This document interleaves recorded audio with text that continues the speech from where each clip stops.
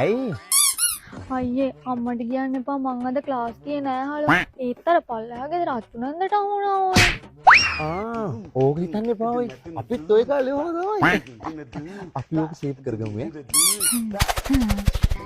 ඒ hello ඒ උනාට තරහක් කියන්න තියෙනවා. ඒ මොකක්ද? අද උදේ එනකොට මල් පෝච්චියක් බිමට වැටලා තිබ්බනේ හලෝ. ඒක මම අම්මට කියන්න ගියේ නෑ මාවනේ අහුවෙන්නේ එතකොට.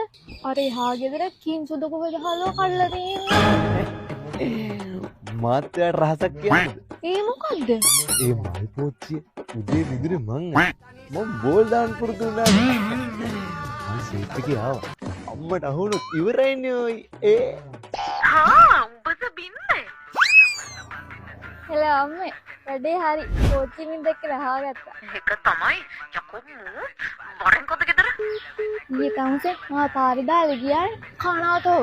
අසන්නවටම ලැබුණු එකෙක් මං අම්මගේ තාත්තගේ බාලම කොල්ලු මෙල්ල වෙන්න කොල්ල කාඩවතරී ලොවෙ නැති වෙන්න සංකර ගති සක්කර කාවින්ද සාගසේකරා